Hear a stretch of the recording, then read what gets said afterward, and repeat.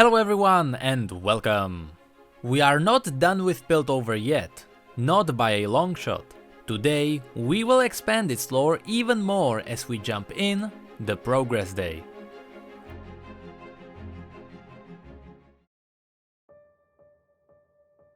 The story begins with Tamara rising early from her bed somewhere in Piltover. Nice bed and soft blanket, this kind of comfort is something new to her. Without even putting on clothes, she walked to a window and watched as the streets were already crowded. Today was Progress Day, and it would be silly for the merchants to miss the early trades. In the distance she could see towers decorated with crimson and gold banners, the colors of Clan Medarda. It is said that the rivers of gold flow from there. Tamara grinned from the thought and turned from the window. Her room was tidy. Everything had its place. Stacked notebooks in the corner of her workbench, together with arranged tools, hex calibers and folded schematics. At the center of the desk was a small wooden box which contained her device, which she worked on for months. She reached under her bed for a chamber pot prepared by her host. She had one last refreshment before getting dressed in her ragged clothes. She checked the mirror and inspected herself. Long black hair, copper hair clips and high cheekbones. She seemed satisfied with her looks. She remembered what her two partners, Gilbert and Coley, told her, that she should do something about her looks. But she knew really well how important it is not to be memorable. Tamara put the wooden box in her shoulder bag, removed the chair wedging her door, and headed out of the building. She paused on the stairs to empty the pot into the disposal tube. She used to wonder where it ended up, but she realized that shit only ever flows down. Somewhere below in Zone, there's a garden that blooms like no other, she thought. As she walked into the main hall near the exit, she saw all the other apprenta fixing and tinkering their devices. Tamara placed a hand over her shoulder bag, feeling sense of pride at what she had made. She waved in response to a few hellos from others, but didn't stop to talk. Out in the streets, it was bright, busy and loud. From well-dressed men and women to vagabonds and some snipes who stood in the dark corners waiting for someone to cut purse. Tamara kept a wary eye on them as she moved down the street, her steps precise and measured. The smell of well-cooked food made her stop at a woman selling tea. "Happy Progress Day, dear heart," said the woman as Tamara placed a silver gear in her hand and told her to keep the change. "May the cogs turn clockwise for you today, my lovely." The woman's accent sounded oddly leaned to Tamara, a blend of Piltover affectation and the loosened familiarity of Zone. "Thank you," replied Tamara. "May the grain never rise to your door." Tamara continued down the road, exactly 20 steps distant, where it meets the Horologica Avenue. She turned right, counting her steps. This avenue was full of grand buildings, fashioned from polished granite and ironwork columns. Chemtech lamps burned at the sides, which gave the morning air a crisp and flavor. It seemed pointless to burn them given the early hour, but in Piltover it was a sign of wealth and power, something you can see everywhere. In the style of clothes, in the buildings, even the unnecessary augmentations. Tamara noticed a man and a woman with augments being the center of attention for a small passing crowd. But Tamara was trained to see what others couldn't. The woman had a cheek plate and a gem-like hextech lobe over one of her eyes. The man had a metallic gauntlet. Across the street, another man with a breathing apparatus and tanks of green liquid stuck to his back. Apart from the third man with the breathing apparatus, all of these augments were fake. The woman was perfectly fine and the man still had his own arm. Tamara continued from the Horologica Avenue to the Glasswell Street. It seemed like the entire city was heading north today. The Progress Day was a big day, but it was bound to two different events. It marks the day the Great Sun Gates were opened for the first time, which allowed ships to pass between the East and West Valoran. But in Zone, this day reminds people the day one of the districts got flooded during the opening, killing many innocent people. As Tamara passed through the square, avoiding all the messengers, one of them, Naomi Kimba, waved at her and blew her a kiss. So far, they met 3 times, and each time Kimba has offered her a chance to spend the night in her arms. Tamara refused each time, too busy for any diversions.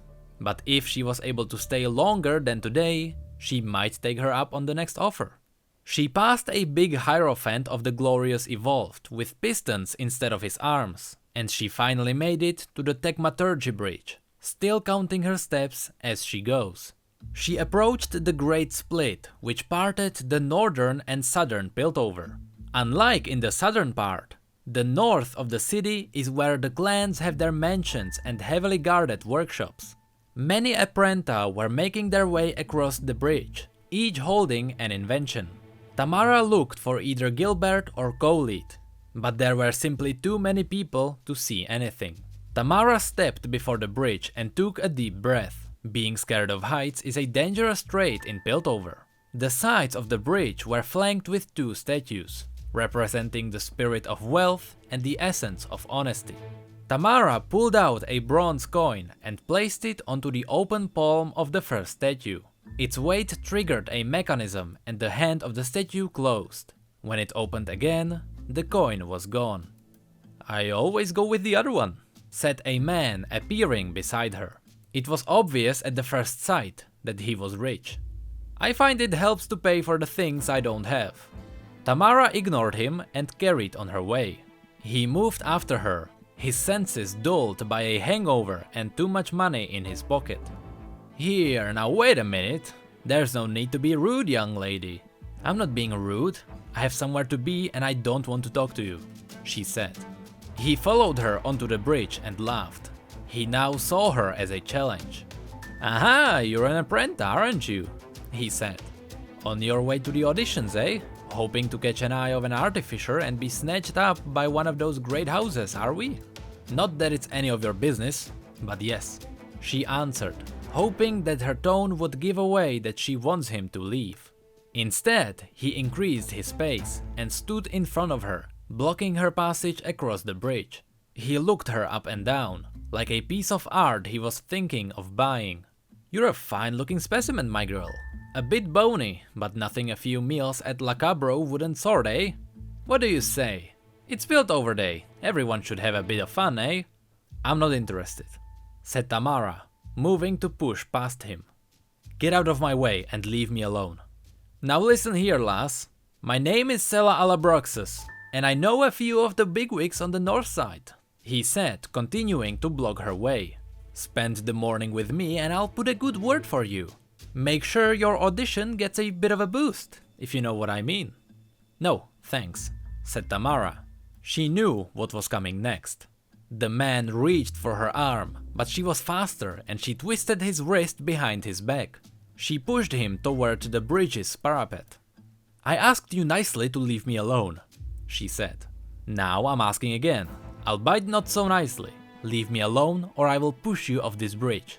And when they find what's left of you spread over the rooftops of Zon, they'll think you are just another drunk who couldn't walk a straight line over the bridge. Are we clear?" He nodded, in too much pain to speak. "I don't need your good word or any kind of boost. I am pretty damn good at what I do, and I'll stand or fall on my own. Thank you very much. Now, smile at me, walk away, and go home. Sleep off the wine, and remember this moment anytime you feel like being discourteous to a lady." The man gasped as she released him. He looked like he was about to say something offensive, but Tamara raised her eyebrow, and the man made his mind. He grabbed his wrist and ran away. "What was that all about?" said a young voice behind her. The tauntness drained from Tamara's body, and she returned to her loosed state. "Nothing," she said, turning to see Gisbert and Coleet. "Just a drunk who thought he'd try his luck." "You're late," said Gisbert, pointing at the clock tower known as the Old Hungry in the distance. "Look." "What are you talking about?" answered Tamara. "I don't think the Old Hungry stole the right time in years." "True," he said, "but we agreed to meet before the Old Hungry's shadow was past the Tecmaturgy Tower." He pointed to where the dark outline of the mysterious clock tower has fallen across the lower laboratory levels of the tower. See? Tamara smiled and put her hand over his shoulder. Colette rolled her eyes and said, "Come on, let's get going. Gisbert might be foolish enough to forgive your lateness, but Clan Medarda won't. They shut the gates at 3rd bell and they already rang the 2nd before we reached the bridge." "You're right," said Tamara. "Let's go and show those rich sons of bitches what we can make." The Clan Medarda's mansion house was created from tempered steel, white statues all around. One of them, the current head of the clan, Jago Medarda. The entrance was crowded with Apprenta trying to hide their inventions from others. Men in the clan's colors were guarding the main door. Only those with correctly stamped paperwork could go through. Tamara, Colette and Gisbert were allowed without a hitch. Colette made sure their papers were in perfect shape. Just as they passed, the 3rd bell rang. Tamara looked behind her. Through the entrance gate, she had a clear view of the fountain outside. Crowds of people were passing before it, but one silhouette stood still. A person with tied jacket of a Piltover sheriff. A customized cap pulled over her shadowed features.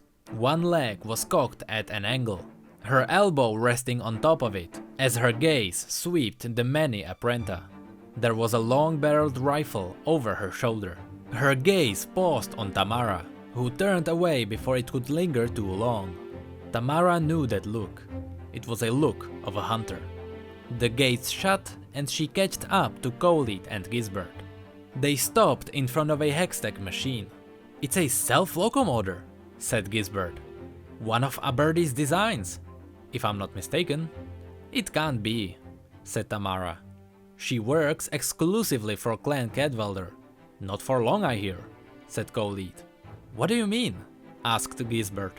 "Scuttlebutt around the workbench says one of Medarda's agents stole a copy of the schematics," said Colette, her voice dropping to a whisper. "Rumor has it things got pretty bloody. Bodies all cut up, that sort of thing. Folks are saying Clan Torek are looking to lure her away, but Clan Cadwalder won't admit anything, of course." "Well, they wouldn't, would they?" said Tamara as the black doorway to the manor house opened. A public admission that their head artisan's designs were stolen would make them look weak. A steward bearing a long black staff took them into the manor house. They walked past many expensive artifacts, Ionian blades, Shuriman statues, all to show the young Apprenta how small their achievements really are. Eventually, the steward halts their march in a moderately sized waiting room. When your name is called, enter the proving chamber. Move to the lectern and state your name. Give a short explanation of what you will be demonstrating, followed by a brief, and I cannot stress the word enough, brief explanation of its workings. You will be judged by the learned artificers of Clan Medarda, so assume they know more than you. My advice is to keep your answers short, as they bore easily. If you are successful, take the left door onward. If you are unsuccessful, take the right door onward. This is it, and good luck. The steward has given this speech many times before, but Tamara heard the sincerity in his last words to them.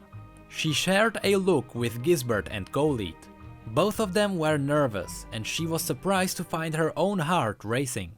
The hatch in the black door slided back and everyone tensed. A name was called, and a young girl across from them stood up. The door opened from the other side, and she shuffled nervously through it. Another 6 Apprenta passed through the door before one of their names was called. Colette was first, and she stood with determination. She let out a breath and walked through the door without looking back. "She'll be great," said Gisbert under his breath. "I know it." "So will you, Gis," said Tamara. 2 more Apprenta were called. Tamara noticed the auditions were getting shorter. Were the artisans getting bored already? Then it was Gisbert's turn. He jumped off the bench and almost dropped his device. He caught it in the last second. His face red and covered in sweat. "Take a deep breath," Tamara advised him. "You know this stuff. Your work is good. But it is good enough?" Tamara probably knew the answer, but she nodded and said, "It is." Time passed and suddenly Tamara was the last one waiting for her turn. When her name was finally called, she took a moment to calm herself down before entering the proving room. The room was illuminated by glowing spheres of glass that floated above carved outstretched hands. It was a theater, and although the room was able to host 200 people, only 5 sat in front of her. 2 men and 3 women. Next to her, 2 doors, left for success, right for failure. "Name?" said one of the women without looking up. "Tamara Lautari." What will you be demonstrating? Asked one of the men. His lips didn't move. His voice artificially came from a chip at his neck. Tamara set her back on the workbench before her and took out her device. A metal cube with a sphere at its center. I call it Hex Armillary Amplifier. How do you hope it will function? He asked again. And Tamara tried not to show how much the mechanically rendered voice disturbed her. By harnessing the properties of a crystal and exponentially increasing the output beyond anything that's been achieved so far. She said the words neutrally, but the arrogance of what she said did not go unnoticed. "And how will you do that?" asked a white-haired man with a burnt face, his eye enhanced with a gem. The geometries of a crystal are vital, as is the axis upon which it spins. She opened a hatch on her sphere and revealed tiny chains made to secure a power crystal. My device reads the speed and angle of the spin, adjusting it to achieve optimum power delivery. "Absurd," said a woman with artificial arm. "There's no time in the discharge of a crystal's power to adjust it with any degree of control. Praveen tried the same thing 2 years ago and almost brought down half of the goldsmithing district. Respectfully, ma'am, I disagree." "Your disagreement is irrelevant, Apprenta. Can you prove it? Can you demonstrate what you claim?"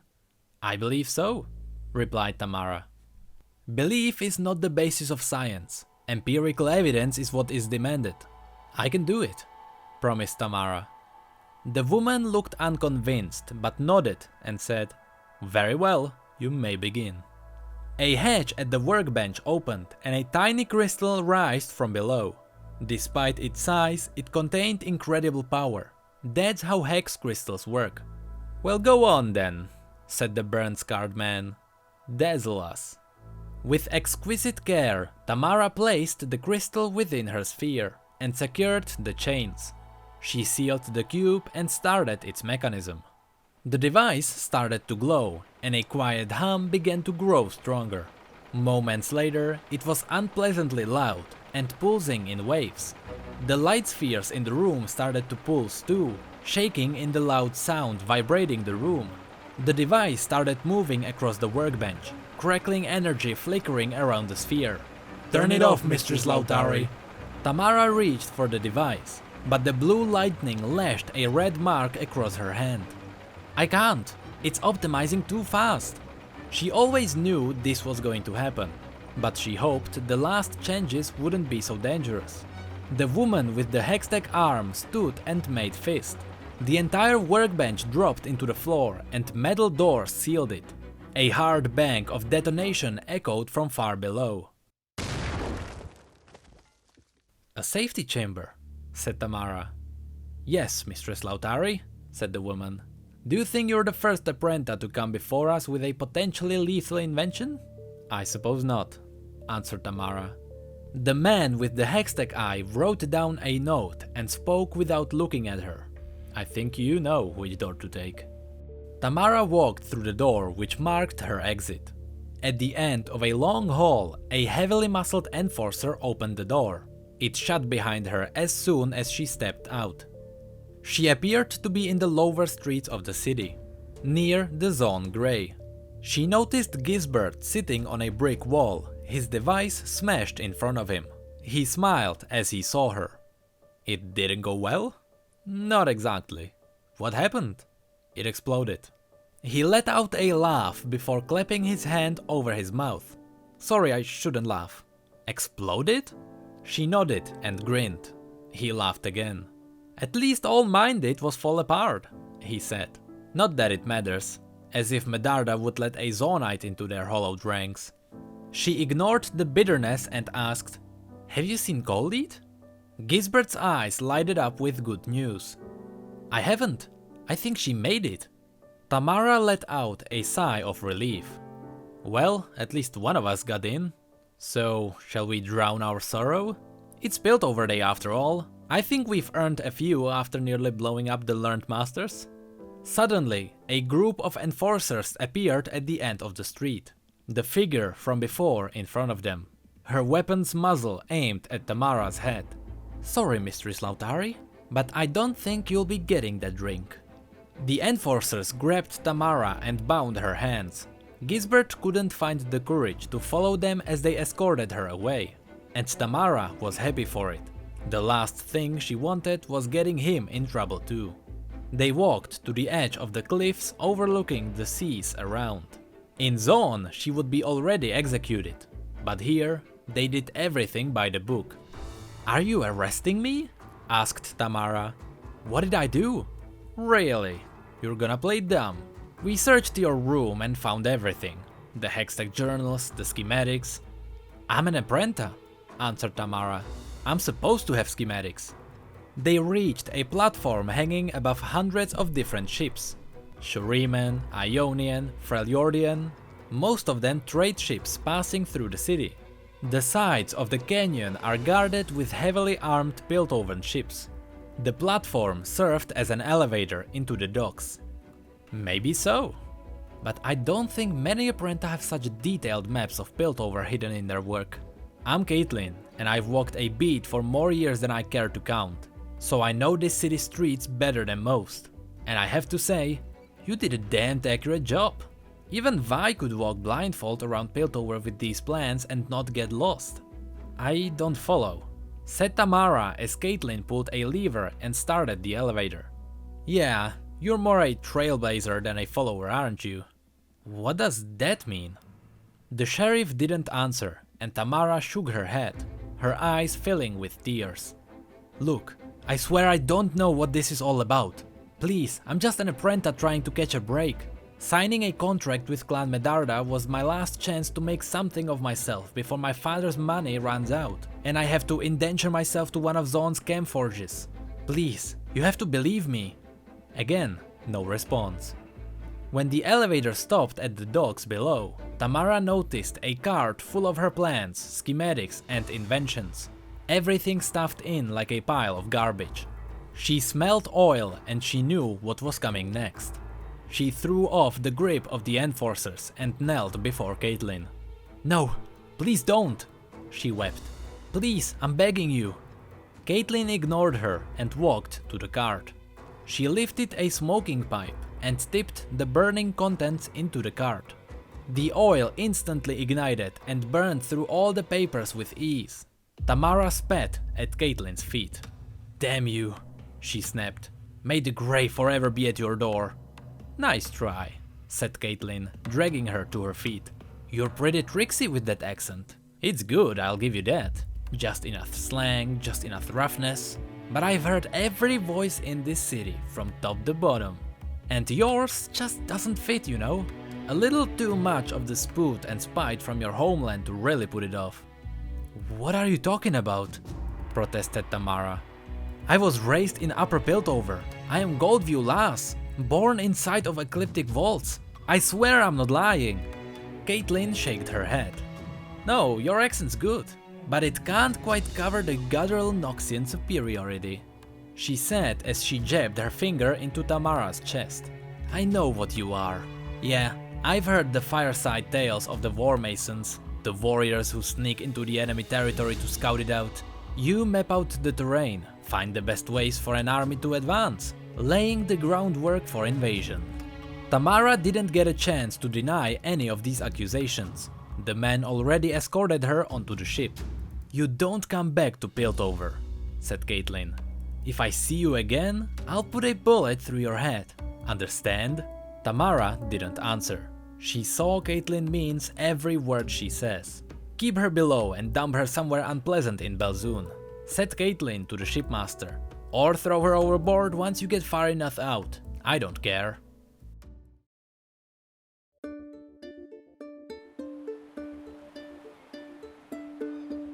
The ship was far out in the sea, too far from the land to swim, but Tamara wasn't planning on getting wet anyway.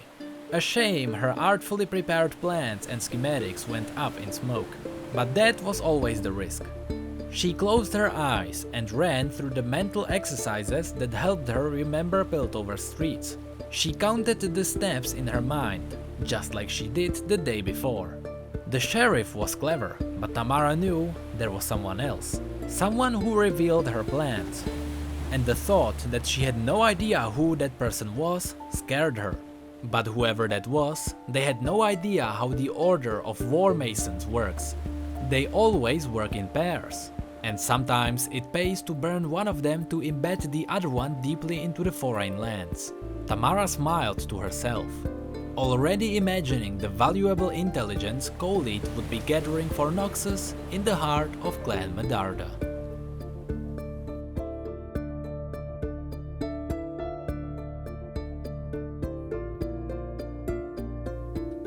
Thank you everyone so much for watching this video. This should be the last part of the base lore for Piltover for now, but don't worry because there is a lot more of lore throughout the bios of the champions. So keep an eye for Orianna, Jace, Azriel, and obviously Caitlyn and Vi in the upcoming days. Also, Christmas is getting real near and I hope I'll do a special video for that, but until that time, follow me on Twitter and Facebook and also on Twitch. And as always, thank you come again.